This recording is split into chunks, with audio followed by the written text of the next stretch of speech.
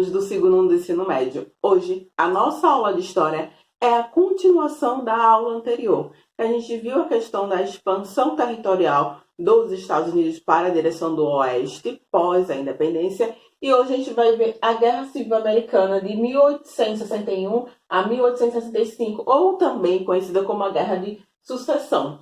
O que foi essa guerra, esse conflito nos Estados Unidos? A gente viu no processo de colonização do território americano, que veio outros povos imigrantes, o domínio inglês, e a gente viu que teve a formação das 13 colônias, as colônias do norte e as colônias do sul. Essas colônias sempre tiveram divergências em relação desde política, territorial, de forma também em relação até ao modelo de agropecuária. Eles sempre tiveram essas diferenças, mas eles se uniram no momento da independência, certo? E depois da independência começou mais ainda essa rivalidade, essa disputa política, não só política e econômica, envolvendo a região norte e a região sul dos Estados Unidos. Então, algumas características nesse momento das regiões. A região norte com desenvolvimento industrial, pequenas propriedades de terra, a mão de obra assalariada, essa região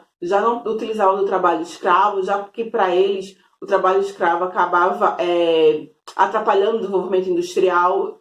Já na região sul, a área de grande propriedade de terra, de fazendas, a maior parte da mão de obra é escrava, e com esse processo de expansão territorial vai aumentar a rivalidade entre elas, porque elas vão querer que esses novos territórios façam parte também sejam seus aliados, certo? Para conquistar e expandir a economia em relação a isso. Daí a gente vem alguns fatores em relação, quais são os fatores em relação à guerra? Então a gente tem a questão racial, como eu falei para vocês, a região norte já tinha abolido já tinha a questão da abolição da escravatura e via na escravidão como forma de atrapalhar o desenvolvimento industrial. Já a região sul, não. Eles querem sim a mão de obra, já que a mão de obra é barata, escrava, e eles não demandam custos, certo? Financeiros. A questão dos impostos.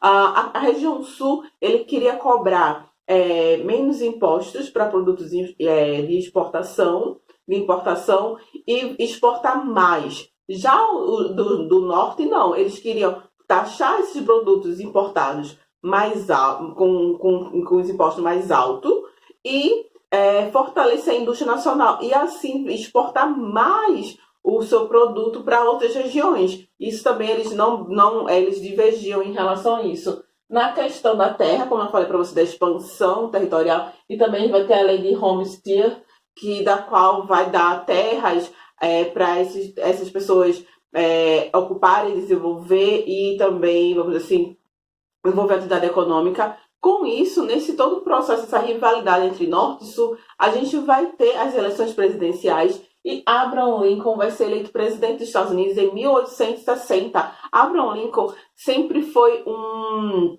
grande amante da leitura, e principalmente em relação à Revolução Francesa, com um pensamento liberal em relação à sociedade, de ideias mais revolucionárias à frente do seu tempo. Abraham Lincoln, ele não só vai acabar sendo eleito presidente, não vai agradar as colônias, a região sul dos Estados Unidos, que não queriam ele como presidente, já que eles têm ideia para frente, a abolição da escravatura, que vai acontecer nesse momento nos Estados Unidos, em todo o território, e daí inicia a Guerra Civil Americana. Se calcula-se que mais de 600 mil soldados foram mortos. É um conflito entre o norte e o sul vão se enfrentar. As colônias do sul, em relação territorial, ele é maior, mas em relação a poderio bélico, o norte é maior. Incrível que pareça, nesse momento, a indústria bélica vai se desenvolver com muita força e vai lucrar com isso, principalmente de fabricação de balas.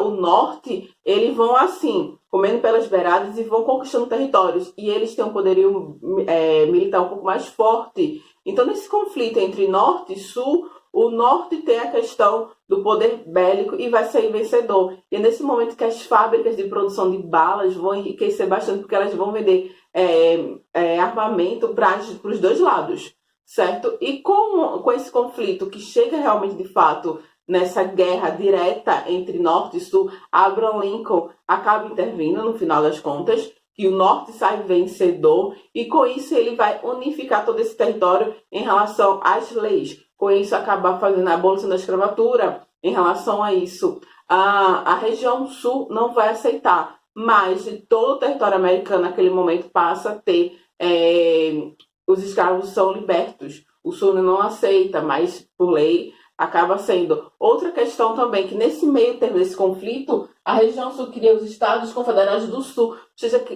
acabam até criando uma bandeira própria para eles. E também hoje é um símbolo de grande preconceito racial, territorial, porque quem criou essa bandeira foram donos de fazendas, pessoas ricas, pessoas preconceituosas. Para vocês terem noção, uma das grandes consequências dessa guerra civil vai ser em relação ao preconceito racial e a perseguição contra os negros. Daí vai surgir um dos maiores grupos, vamos dizer assim, racista, terrorista, que é considerado nos Estados Unidos, que é o Ku Klux Klan, que é o KKK. Ele primeiro surge nesse momento, após a abolição da escravatura na Guerra Civil, que eram donos de fazenda, pessoas que eram clube dos rifles, da qual eles se uniram, que eles tinham medo que após a abolição da escravatura, os negros fossem esses ex-escravos fossem rebelar contra eles e tentar matar eles. Mas, na verdade, com a abolição da escravatura, eles foram viver suas vidas, esses ex-escravos. Esses negros foram tentar construir sua vida. E com isso, eles começaram a criar essa paranoia